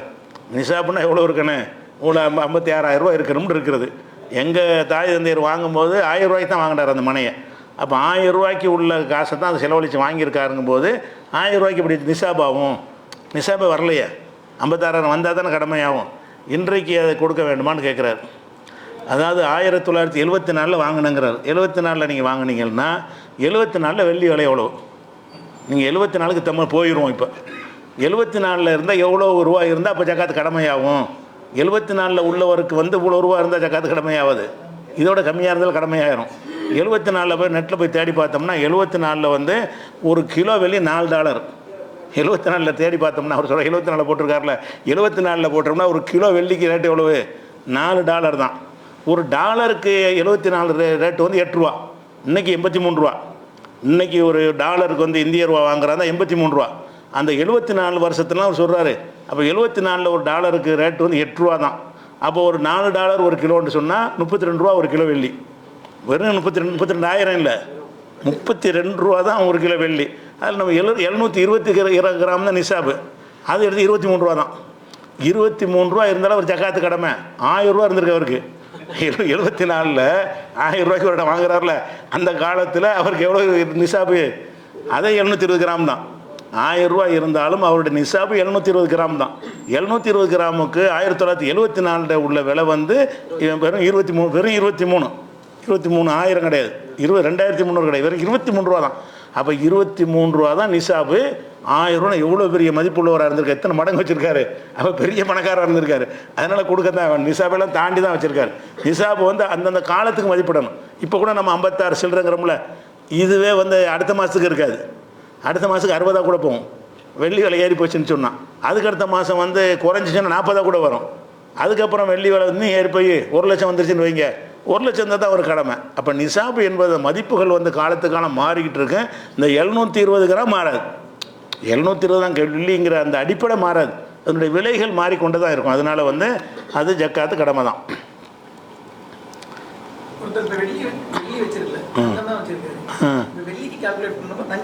வெள்ளிக்கு தான், வெள்ளி தான் கணக்கு, வெள்ளி தான் நிசாபு. வெள்ளியோட கணக்கு என்னத்தை வச்சுருந்தாலும் சரி, வேறு எதை வச்சுருந்தாலும் சரி, வெள்ளியிலான கணக்கு பண்ணணும். என்ன பொருளை வச்சுருந்தாலும் வெள்ளியில் கணக்கு பண்ணி வெள்ளியை ரூபாய்க்கு கன்வெர்ட் பண்ணிடுவோம், அதான் நல்லது. வெள்ளியை முதல்ல அடிப்படையாக வச்சுக்கிறேன்னு, வெள்ளி அடிப்படையாக வச்சு ரூபாயை கன்வெர்ட் பண்ணிக்கிறணும். ஒரு இவ்வளோ ரூபா 560 ரூபான்னு அப்படி கணக்கு பண்ணிவிட்டு அப்புறமேலே ஒவ்வொரு பொருளுக்கு ரேட்டு போடணும். அந்த ரூபா வந்துடுதான்னு பார்க்கணும். அந்த வெள்ளியை வச்சு கணக்கு பண்ணுறது கஷ்டம், ஆனால் பேசிக்கு வெள்ளி வச்சுக்கிறேன்னு அந்த வெள்ளியை ரூபாயை கன்வெர்ட் பண்ணால் தான் ஒரு இடத்துக்கு மதிப்பு போட முடியும். இந்த இடத்துக்கு எவ்வளோ ஒன்றா 1.5 கிலோ வெள்ளின்னு சொல்ல மாட்டோம், அதுக்குள்ளே ரூபாயை தான் சொல்லுவோம். 1.5 கிலோ வெள்ளிக்கு எவ்வளோ ரூபான்னு பார்த்து அந்த ரூபாயை தான் சொல்லுவோம். அதனால் எல்லா பொருளையும் ரூபாயை கன்வெர்ட் பண்ணுறதுக்கு தான் அந்த ரூபாயை கண்டுபிடிச்சி வச்சுருக்கிறான் மனுஷன், அதை வச்சுக்கணும். ஏற்கனவே ஜக்காத்து செலுத்திய பணத்தில் ஜக்காத்து இறங்கணும் கொடுத்துட்டாரு, அதில் வந்து என்ன செய்கிறாருன்னா, மனைவி அல்லது மகளுக்கு பரிசாக கொடுக்க வேண்டும் என்ற நோக்கத்தில் நீங்கள் தங்கம் வாங்கினால், வாங்கிய தங்கத்திற்கு மனைவியோ குழந்தைகளோ ஜக்காத்து கொடுக்க வேண்டிய கட்டாயம் இல்லை என்று சொன்னீர்கள் அப்படின்னு அந்த இதை கேட்குறாரு. அதே நேரத்தில் முந்தி கொடுக்கணும்னு சொன்னீங்க, முரணாக இருக்கேன்னு சொல்லி, இது அன்றைக்கி அது முடிஞ்சோன்னு நீங்கள் சொல்லிட்டியே, அந்த விஷயத்தில் தவறுதலாக அது வந்திருக்கு. கொடுக்க வேணுங்கிறது வேலை கொடுக்க வேணான்னு சொல்லியிருக்கிறோம். இந்த சம்மந்தம் 4 பேர் கேட்டிருக்கிறாங்க முரண்டு சொல்லி. அன்றைக்கி சுட்டி காட்டினோன்னே என்ன, அந்த கேள்வி வெட்டிட்டோம். அதில் இல்லை, நீங்கள் பல அந்த லைவில் பார்த்துருப்பீங்களே தவிர அந்த கேள்வியில் கொடுக்க வேண்டுங்கிற இடத்துல நினைஞ்சணும், வேண்டாம்ங்கிற அர்த்தம் வர்ற மாதிரி தான் நான் சொல்லியிருக்கிறேன். நிறைய பேர் சுட்டி காட்டினீங்க, அவரை பார்த்து அந்த மாதிரி தான் இருந்துச்சு, அதை எடுத்தாச்சு. 4 பேர் கேள்விக்கு தான் பதில், 4 பேர் சுட்டி காட்டியிருக்கிறீங்க. அது தவறாக சொன்னால் அதை எடுத்தாச்சு, அதை சரியாக கொடுக்கத்தான் வேணும். நீ மனைவிக்கு கொடுத்தாலும் சரி, மகளுக்கு அன்பளிப்பு இருந்தால் அவங்களுக்கு அன்பளிப்பு வருவாய் தானே, அது மகளுக்குன்னு அன்பளிப்பாக கொடுக்குறீங்கன்னா மகளுக்கு வருவாய், அவங்களுக்கு வருவாயை வந்து அவங்க ஜக்காத்து கொடுக்கத்தான் வேணும் அப்படிங்கிறது. ஒரு வீடு உள்ளது, வேறு சொத்துக்கள் இல்லை, குறைவான வருமானம் உள்ளது, எப்படி கொடுப்பது ஜக்காத்து? இது பல தடவை சொன்னது தான். ஒரு வீடு இருக்குது, சொத்து இல்லை, குறைவான வருமானம் இருக்குது, உங்களுக்கு அந்த வீடுக்கு வந்து நிசாப் இருக்கும்ல, ஒரே வருமானம் கம்மியாக இருந்துட்டு போகுது, அந்த வீடுக்கு நிசாப்புடைய அளவை தாண்டி தானே இருக்கேன். 60,000 ரூபா அளவுக்கு உங்கள்கிட்ட அந்த வீடோ இடமோ மதிப்பு இருக்கும்னு சொன்னால் நீங்கள் நிசாப் அடைஞ்சிட்டீங்க. அதுக்கு பிறகு 100 ரூபா வந்தால் நீங்கள் ஜக்காத்து கொடுத்தானே வேணும். அதுக்கு பிறகு உங்களுடைய வருமானம் வந்து பெரிய தொகையாக இருந்தால் கொடுக்கணும்னு வழியில் 100 ரூபா 2,000 ரூபா தானே கொடுக்க போறியா 100 ரூபாய்க்கு, அதனால பாதிக்காது. உனக்கு எவ்வளோ பணம் வந்தாலும் அதை கொடுத்துட்டு தான் வேணும். சின்ன வருமானம் வந்தால் சின்ன அளவில் கொடுக்க போகிறீங்க, பெரிய வருமானம் வந்தால் பெரிய அளவில் கொடுக்க போகிறீங்க. ஜக்காத்துங்கிறது ஒரு பெரிய அரசாங்கத்தில் போடுற மாதிரி 30%, 25%லாம் கிடையாதுல்ல, அது மாதிரி இருக்குது. சொல்லப்பட்ட பதில் தான். அப்போ அதுக்கு ஒரு கேள்வி கேட்குறாங்க, சொத்துக்கு சிறிதாக கொடுத்து வரும்போது பாதி கொடுத்த நிலையில் மரணித்து விட்டால் அவருக்கு குற்றம் இல்லை என்றீர்கள், இது சரியாக தெரியவில்லை. அவரது சொத்துக்களுக்கு பிள்ளைகள் வாரிசாக வரும்போது கொடுக்க வேண்டும் தானே, ஜக்காத்தை கொடுத்த பிறகு தானே வாரிசுகள் பங்கு பிரிக்க வேண்டும் அப்படின்னு சொல்கிறாங்க. அதாவது ஒருத்தருக்குடைய கடனை வந்து தந்தை அடைக்கணுங்கிறோம்ல, இந்த தந்தை அடைக்கணும் என்ற ஒரு விஷயத்தை வந்து அது தார்மீக ரீதியான கடமையாக மார்க்கத்தில் சொல்லப்பட்டிருக்குதா, அடைக்கணும்னா இவன் குற்றவாளி ஆவான்னு மார்க்கத்தில் சொல்லப்பட்டிருக்கான். அடைக்கணும் சரிதான், அடைக்கவில்லை யார் எல்லாம் கேட்பான். தகப்பனார் 1 மாதம் நோன்பு விட்டுட்டார், மகன் நோன்பு வச்சுட்டாருன்னா அல்ல அவரை கேட்க மாட்டான். நோன்பு மகன் வைக்கலை, அல்ல வந்து நீ ஏன் தகப்பனாருக்கு வைக்கலன்னு கேட்பானா? அது வந்து அது அப்படி அவரை தான் கேட்பான். நீ வைக்கலை, உன் மகன் வைக்கலை, அதனால் நீ தான் அதுக்கு பொறுப்பாளி அப்படின்னு சொல்லுவான். கடமையாக இருந்தாலும் பிள்ளைகளுக்கு கடமை என்பது வலியுறுத்தப்பட்டு அவர் தான் செஞ்சாகணும், செய்யாட்டி குற்றம்ங்கிற கடமை இல்லை, ஒரு தார்மீக கடமை. நீ தகப்பன்கிறக்கு நீ தானப்பா செய்யணும், உனக்கு தானே அந்த பொறுப்புங்கிறோம்ல, அந்த மாதிரி உள்ளது தானே தவிர அது ஒரு பிள்ளைகள் வந்து தகப்பன் பட்ட கடனை அடைக்கவில்லை என்று சொன்னால் அல்லாஹ் வந்து என்ன செய்ய மாட்டான்னா அது இவனை கேட்க மாட்டான், நீ ஏன் அடைக்கலைன்னு கேட்க மாட்டான். அவரை கேட்பான், நீ ஏன் வந்து அந்த ஏமாற்றிட்டு போனேன்னு கேட்பான். அதனால் தகப்பனுக்கு வந்து அவர் ஜக்காத்து கொடுத்துட்டே வர்றார், கொஞ்சம் கொஞ்சமாக கொடுத்துட்டு வர்றார். 1,00,000 ரூபா ஜக்காத்து இருக்குது, ஒரு 50,000 ரூபா முடிஞ்சவொன்னே மூத்தா போயிட்டார்.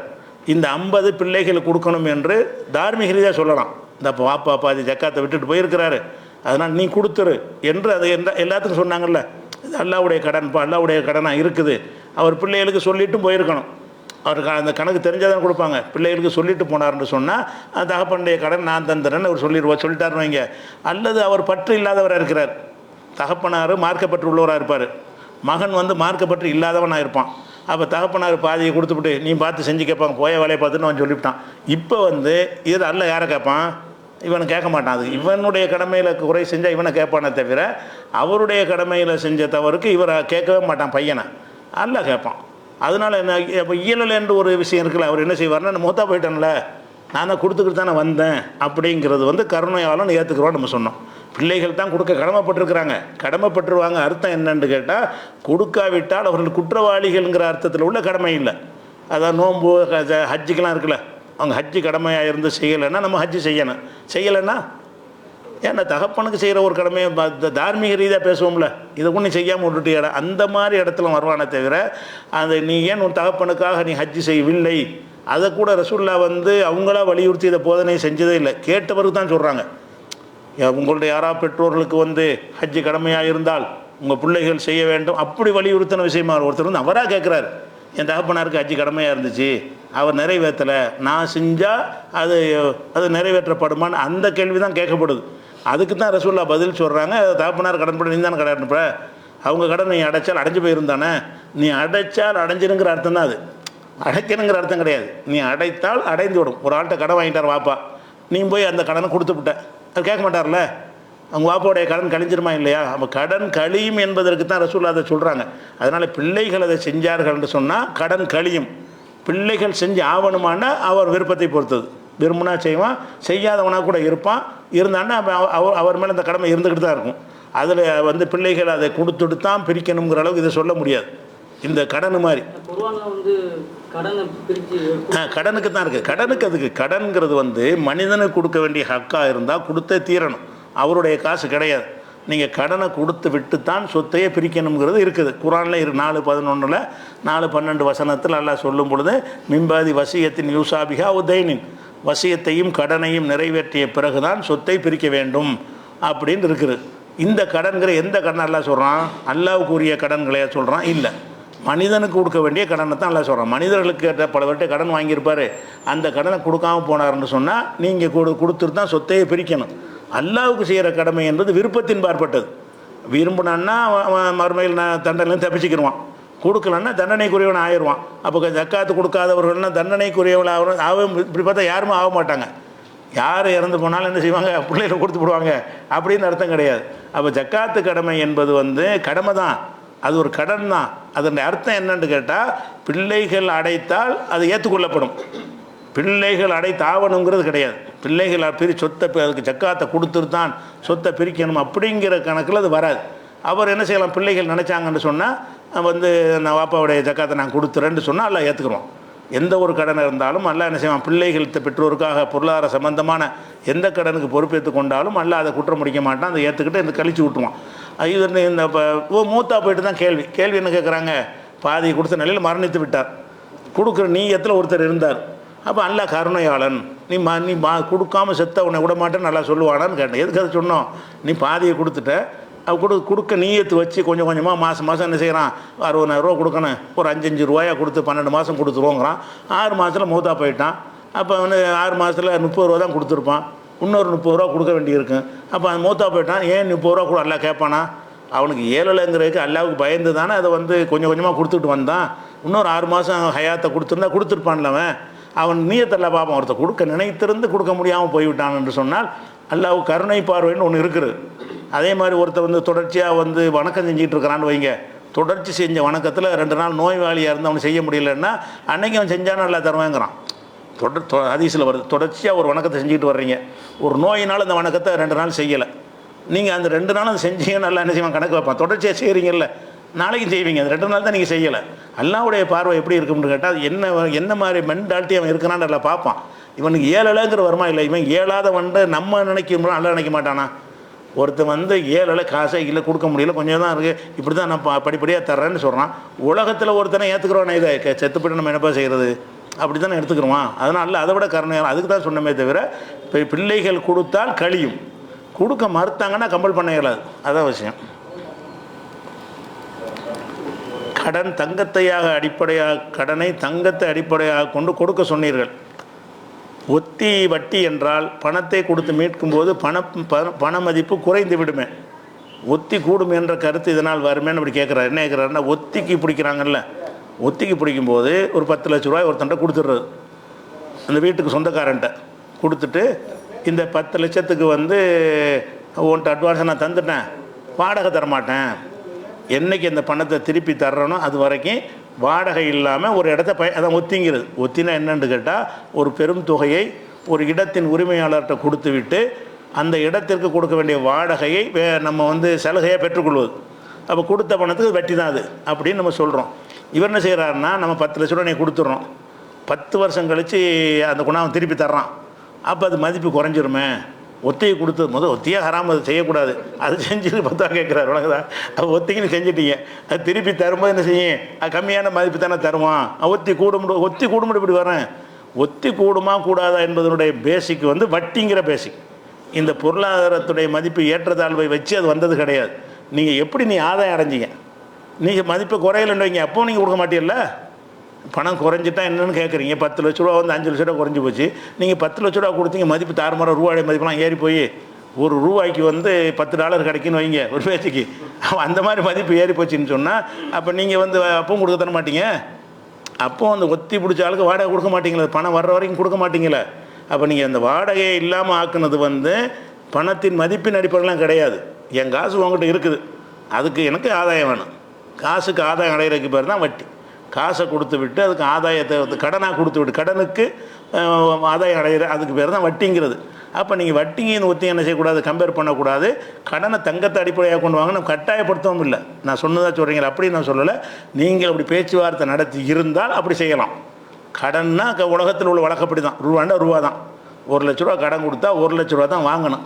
அதை பற்றி நீங்கள் எந்த பேச்சுவார்த்தை இல்லாமல் இருந்தீங்கன்னா அவன் தரக்கூடிய 1 லட்ச ரூபா வந்து 5000 ரூபா மதிப்பாக இருந்தாலும் சரி தான், நீங்கள் அதை தான் வாங்கிக்கிறணும். ஏன்னா நீங்கள் அப்படி தான் உலகத்தில் அது புரிஞ்சுக்கிறீங்க. நீங்கள் கொடுக்கும்போது என்ன அர்த்தத்தில் கொடுக்குறீங்க, இந்த ரூபாயை தான் திருப்பி தருவார்னு தானே கொடுக்குறீங்க. 1 லட்ச ரூபா கடனை கொடுக்குறீங்க, 1 லட்சம் நம்பர் உள்ளது நமக்கு தருவார், அப்படி தான் நீங்கள் கடனை கொடுத்தீங்கன்னா வாங்கிக்கிற வேண்டி தான். மதிப்பை பற்றி நீங்கள் பேசலை.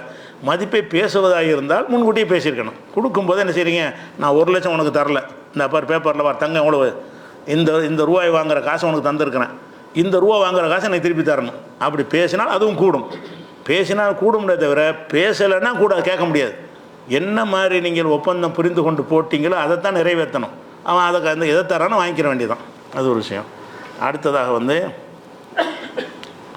ஊரில் மனைவி பெயரில் சொத்து வாங்கி உள்ளேன், அதற்கு ஜக்காத்து கொடுக்க வேண்டுமா? அதுதான் பல தடவை சொல்லியாச்சு, கொடுக்கத்தான் வேணும். அவர் பேரில் அவருக்கு இன்கம் வர்றதுனால அதற்கு அவர் ஜக்காத்து கொடுக்கணும். தேவையுள்ளவர்களுக்கு சிறிது சிறிதாக நாம் கொடுப்பது ஜக்காத்தில் சேருமா? சேரும். அந்த நீயத்தில் கொடுத்தான். சும்மா தர்மம் கொடுத்தாலாம் கணக்கு எழுதி செய்யக்கூடாது. கொடுக்கும்போது என்ன செய்யணும், யாரெல்லாம் ஜக்காத்து கணக்கு பார்த்து கொடுக்கும்போது நான் கழிச்சிக்கிருவேன் என்ற நீயத்தில் வந்து சிறிதாக கொடுத்தாலும் என்ன செய்யலாம். இதெல்லாம் அதாவது இதில் என்னென்னு கேட்டால், ஒரு முஸ்லீம்கள் வந்து கணக்கை மெயின்டைன் பண்ணணுங்கிறதுலேருந்து விளங்குறது. இந்த ஜக்காத்தில் என்ன விளங்குதுன்னா, எல்லாமே ரிட்டனில் எழுதி வைக்கணும். அப்போ தான் நீங்கள் கணக்கு கொடுக்க முடியும். பொருளாதாரத்தை கணக்கு ரொம்ப முக்கியம். அப்போ கணக்கு வகையில் நம்ம ஜக்காத்து கொடுத்தவர்களாக இருந்தால் நல்ல கணக்கில் நிபுணர்களாக இருப்பாங்க. நம்ம ஆளுக்கு கொடுக்காத ஆட்களுக்கு அதை பற்றியே தெரியாது. அப்போ கணக்கில் அந்த இதை மெயின்டைன் பண்ணிட்டு வரணும். தேவையுள்ள கொடுத்தோன்னா லிஸ்ட்டு வச்சா தெரிவிக்க முடியும். ஒரு லிஸ்ட்டை போட்டு இவருக்கு இவ்வளோ கொடுத்தோம், இத்தனாந்தேதி இவ்வளவு, இத்தனாந்தேதி இவ்வளோன்னு தெரியும். அதுலேயும் வந்து ஜக்காத்து கொடுத்ததாக இருந்தால் அதை எழுதுங்க, சும்மா கொடுத்தா தனியாக எழுதி வச்சுருந்தீங்கன்னா நீங்களே பிரித்து எடுத்துக்கிறலாம். ஆனால் நீயத்து வேணும். இன்னமல் அமல் பின்னியாத்து, எந்த அமலாக இருந்தாலும் எண்ணங்களை பொறுத்து தான்.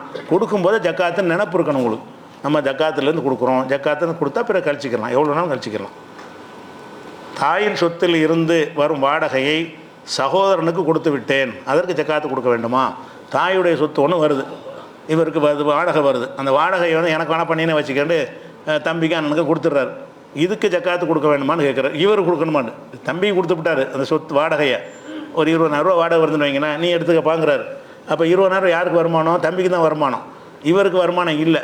அதுக்கு நான் கொடுக்கணுமான்னு இவர் கேட்குறாரு. இதை எப்படி நீங்கள் கவனிக்கணும்னு கேட்டால், அந்த சொத்து வந்து உங்கள் சொத்தாக அவருடைய சொத்தை ஆக்கிட்டீங்களா, உங்கள் சொத்து தான் அது. அந்த வாடகை யாருக்கு வருது? உங்களுக்கு தான் வருது. உங்களுக்கு வந்து நீங்கள் தான் அவருக்கு கொடுக்குறீங்க. நீங்கள் இதில் தொடாட்டா கூட ஒரு ட்ரான்ஸ்ஃபர் பண்ணுறதுக்காக தொடவா செய்கிற பணத்தைலாம் நம்பர் மாற்றி விட்டாலே என்னது, நம்ம கொடுத்தோன்னு அர்த்தம். நான் உங்களுக்கு ஜிபேயில் நான் போட்டு விட்டால் நான் தான் கையில் கொண்டு தந்தேன்னு அர்த்தம். அப்போ இவர் வந்து தம்பிக்கு கொடுத்துட்டாருன்னு சொன்னால் இவர் வாங்கி தான் கொடுக்குறாருன்னு அர்த்தம். அப்போ இவரும் கொடுக்கணும், அவரும் கொடுக்கணும். இவர் வாங்கி விடுகிறார் அந்த வாடகையை, இவருக்குரியதாக இருந்தால் இவர் ஜக்காத்து கொடுத்துடணும். இவர் தம்பிக்கு அண்ணனுக்கு அன்பளிப்பாக கொடுக்குறார், அவருக்கு ஒரு இன்கம் வருது. இப்போ தம்பிக்கு அண்ணனுக்கு அது இன்கமாக வருது, அவர் என்ன செய்யணும், அது கொடுக்க வேண்டி இருக்கிறது. இவர் என்ன செய்யலான்னு கேட்டால், இந்த வாடகை அவருக்கே நான் வாங்கவே மாட்டேன், இதனுடைய பயனையெல்லாம் நீ அனுபவிச்சிக்க அப்படிங்கிற மாதிரி செஞ்சு விட்டாருன்னா அப்போ இவருக்கு வராது. இவர் வாங்கி கொடுக்குற மாதிரி வராது. அது வக்ஃபு, குடும்ப வக்ஃபில் வரும். குடும்ப வக்ஃபுன்னு ஒன்று இருக்குது, குடும்ப வக்ஃபுன்னு ஒன்று இருக்குது. வக்ஃபு செய்கிறத வந்து நம்ம சொந்தத்துக்குள்ளே பயன்படுத்துகிற மாதிரி வக்ஃபு செஞ்சுட்டு போகிறது. இந்த சொத்தை நான் குடும்ப வக்ஃபாக வச்சுக்கிறேன், இந்த வருமானத்தை நீ எடுத்துக்க அப்படின்னா இவர் வாங்கவே இல்லை, அவருக்கே பாத்தி விட்டுறாரு. நல்ல சொத்தை அவருக்கு எழுதி கொடுத்துட்டாரு. 2 வகை இருந்தால் தான் ஒரு தடவை ஜக்காத்து வரும்.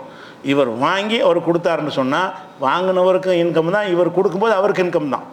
அங்கேருந்து வாடகைதார்ட்ட வாங்கும்போது இவருக்கு இன்கம், இவர் வந்து தம்பிக்கு அண்ணனுக்கு கொடுத்தாருன்னா அண்ணனுக்கு அந்த இன்கம் வருது. அப்போ இன்கம் வர்றவங்களாம் கொடுக்கத்தானே வேணும் அப்படிங்கிற ஒரு விஷயம். அடுத்து தந்தை பெயரில் ஒரு சொத்து தந்துள்ளார்கள். தந்தை என் பெயரில் சொத்து தந்துட்டார், அதை பொதுவாக வைக்க வேண்டும் என்று சகோதரர்கள் கூறுகிறார்கள். இப்போது அந்த சொத்துக்கு நான் ஜக்காத்து கொடுக்கணுமா? தந்தை வந்து இவர் பேருக்கு எழுதி கொடுத்துட்டார். கூட இருக்கிற அண்ணன் தம்பிமாரெலாம் உனக்கு மட்டும் கிடையாது எல்லாருக்கும் தான் உள்ளதுன்னு கேட்குறாங்களாம். அப்போ இதில் 2 சட்டம் வருது. இதில் வாரிசு உரிமை கலந்து கேட்குறாரு. இப்போ சகோதரர்கள் எல்லாருக்கும் பொதுவில் உள்ளது ஏற்றுக்கிட்டாரா இல்லையா? ஏற்றுக்கரலன்னு சொன்னால் இவர் தான் அதுக்கு உரிமையாளர். பொதுவில் வைக்கணும்னு சொல்லிட்டாங்கல்ல, ஒரு சொத்து இருக்குது, தந்தை உங்கள் பேருக்கு தந்துட்டார். தந்ததாக இருந்தால் நீங்கள் விரும்பினீர்கள்னா சகோதரர்களுக்கு பொதுவில் வைக்கலாம். விரும்புனீங்கன்னா எங்கள் வாப்பா எனக்கு தான் தந்து நீங்கள் போராடலாம், உங்களுக்குரிய தான். எழுதி தந்துட்டாருன்னு சொன்னால் உசுரோடு இருக்கும்போது உங்களுக்கு எழுதி வசியத்துக்கூடாது. உசுரோடு இருக்கும்போது எழுதி தந்தாருன்னா யாருக்குன்னா எழுதி கொடுக்கலாம். உசுரோடு இருக்கும்போது தெருவில் போகிற ஆள் கூட என்ன செய்யலாம், சொத்தை எழுதி கொடுக்கலாம். அப்போ உங்கள் தகப்பனார் உங்களுக்கு சுயமாக தந்து விட்டார்னு சொன்னால் நீங்கள் தான் முதலாளி, நீங்கள் தான் ஓனர். அதில் ஒரு நல்லது கிட்ட நீங்கள் தான் ஜக்காத்து கொடுக்கணும்.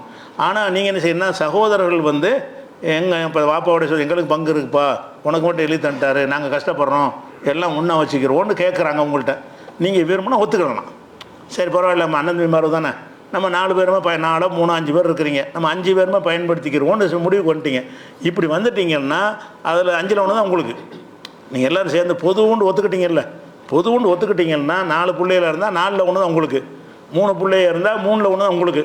அப்போ உங்களுக்கு என்ன சதவீதம் வருது அதுக்கு நீங்கள் கொடுக்கணும். மற்ற சதவீதத்துக்குள்ள அவங்க கடமைப்பட்டவங்க கொடுக்காட்டி அவங்க குற்றவாளியாகவும் அவங்களுக்கு மார்க்கத்தை எடுத்து வச்சிருங்க, அவ்வளோதான். அப்போ வந்து தந்தை பேரில் சொத்து வந்து இவர் பேரில் இருக்கிறது, அதை பொதுவாக வைக்க வேண்டும்னு சகோதரர்கள் கூறுகிறார்கள்னு போட்டிருக்காரு. கூறுறாங்க சார், நீங்கள் ஏற்றுக்கிட்டீங்கன்னா இல்லைன்னு தெரியல, கூறுகிறார்கள். நீங்கள் அதை ஏற்றுக்கிட்டீங்கன்னா அனைவருடைய சொத்து ஆக்கிட்டீங்கன்னு அர்த்தம். அதை ஏற்றுக்கிறல என் பேரில் தான் இருக்க முடியலைன்னா உங்கள் சொத்தாகவே இருக்குன்னு அர்த்தம். அப்போ உங்கள் சொத்தாகவே இருக்குது என்பதை நீங்கள் தந்தை சொல்லுது நீங்கள் நின்றீங்கன்னு சொன்னால் அனைத்துக்கும் நீங்கள் ஜக்காத்து கொடுக்கணும். சகோதரர்களுடைய கூற்றை ஏற்றுக்கொண்டு பெருந்தன்மையாக நம்ம எல்லாருமே வச்சுக்கிறோன்னு சொல்லிட்டீர்களே, ஆனால் எல்லாரும் உரிமையாளர் ஆகிறாங்க. என்னென்ன அளவில் உரிமையாளரை வர்றாங்களோ அந்தந்த அளவில் என்ன செய்வாங்க, அவங்க ஜக்காத்து கடமையாகும். அது தனி கேள்வி, அவருக்கு உள்ளது செல்லு. ஆனால் ஒருத்தருக்கு மட்டும் எழுதி வச்சாலும் அவருக்கு வந்து செல்லு. ஏன்னா ஒருத்தர் வந்து அந்த நோமான் பஷீர் கேட்பார்ல, ரசூல்லாவை சாட்சியாக கேட்கும்போது ரசூல்லா என்ன செய்வாங்கன்னு கேட்டால், நான் சாட்சி சொல்ல மாட்டேன்னு மட்டும் சொல்ல மாட்டாங்க. இன்னொரு அறிவிப்பில் நீ வேறு யாராவது சாட்சியை வச்சுக்க பார்ப்பாங்க. செல் இல்லை அநியாயத்துக்கு நான் சாட்சியாக வரமாட்டேன்னு சொல்லிட்டு நீ வேறு யாராவது சாட்சியாக வச்சு கேட்பாங்க. அப்போ செல்லும்னு அர்த்தம். அது அல்லாட்ட கொஸ்டின் தனி விஷயம்.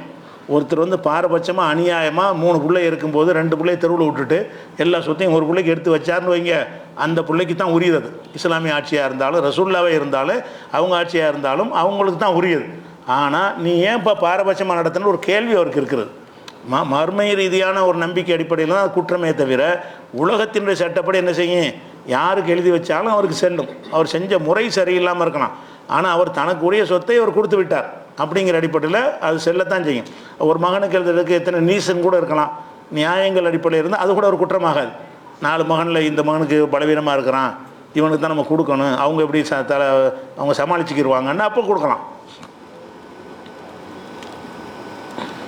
என்னிடம் தொழிலுக்கு பணம் தாருங்கள், மாதம் வருமானம் தருகிறோம் என்று சொல்லி பணம் பெற்றுக்கொண்டு 2 மாதங்கள் மட்டுமே தந்துவிட்டு, ஒரு ஆள் இப்படி செஞ்சாராம், தந்துவிட்டு பின் வியாபாரம் இல்லை அப்படி இப்படி என்று வருடங்கள் கடந்து விட்டது. இதுவரை இந்த பணத்தையும் தரவில்லை, லாபமும் தரவில்லை, தற்போது எங்கு இருக்கிறார் என்றும் தெரியவில்லை. இதில் நான் பணத்தை தொழிலுக்காகத்தான் கொடுத்தேன், லாபம் தருவார் என்ற நம்பிக்கையில் இருப்பினும் அவரிடம் பணத்தை பயன்படுத்தும் வரை லாபம் தந்தால் போதும், உங்களுக்கு தேவையில்லை என்றால் திருப்பி தந்து விடணும் என்ற பேச்சு தான். இன்று அவர் தொழில் நஷ்டம் என்று நடை சரியில்லை, மறைவாகிவிட்டார், அவரை தொடர்பு கொள்ள இயலவில்லை. இப்போ கேள்வி என்னவென்றால், நான் ஜக்காத்து கொடுக்க வேண்டிய பணத்தை, தொழிலுக்காக கொடுத்த பணத்தை ஜக்காத்தில் கழித்து கொள்ளலாமா, இதான் கேட்குறாரு. ஒரு ஆள்கிட்ட வந்து ஸ்லீப்பிங் பார்ட்னராக இவர் சேர்றார், நீங்கள் பணம் போடுங்க நான் உழைக்கிறேன் உங்களுக்கு ஒரு லாபம் தர்றேன்னு இவர்கிட்ட பணம் வாங்கியிருக்கிறார், 2 மாதம் கொடுத்தும் இருக்கிறார். 2 மாதத்துக்கு அப்புறம் என்ன ஆச்சுன்னா அவர் அந்த லாபம் சரியில்லை, இது சரியில்லை, அது சரியில்லைன்னு கணக்கும் கொடுக்கல, லாபமும் கொடுக்கல, கடைசியில் வந்து ஆளே காணங்கிறார். அப்போ ஒரு இப்போ தொகையை கொடுத்துட்டார். இப்போ வந்து அந்த அவர் ஆள் இருந்தால் தானே வாங்க முடியும். அப்போ இவர் முதலீடு பண்ணியிருந்தா கூட அவர் வாங்க முடியாத அளவுக்கு நினச்சிட்டார், ஏமாற்றிட்டு போயிட்டார். அல்லது கடனாக கொடுத்துருந்து வச்சுட்டா கூட அவர் கடனை திருப்பி தராமல் ஓடி போயிட்டார். இந்த நிலையில் இவர் ஜக்காத்து வேறு ஜக்காத்து கொடுக்க வேண்டியிருக்கு. இவர் செய்கிற வேறு தொழில்கள்லேருந்து வருமானம் வருது, அந்த ஜக்காத்து கொடுக்க வேண்டியிருக்கு. அந்த ஜக்காத்துக்கு பதிலாக நான் ஏமாந்துருக்கிறேன்ல, அதை கழிச்சிடலாமா அப்படின்னு கேட்குறாரு. ஜக்காத்து இருந்தால் ஆளுகளுக்கு தான் போய் சேரணுது. நீங்கள் கழிக்கிறதுனா அவருக்கு நீங்கள் அந்த தகுதி உள்ளவரான்னு பார்க்கணும். நீங்கள் யார் வந்து ஏமாற்றிட்டு போயிட்டாரோ அவருக்கு நஷ்டப்பட்டேங்கிறாரு, கடன் ஆயிடுச்சிங்க, அவரை தொடர்பு கொள்ள முடியலைங்கிறீங்க. அவர் ஓடி போனது அதை காட்டுது, அவர் கொடுக்க மாட்டார்னு காட்டுது.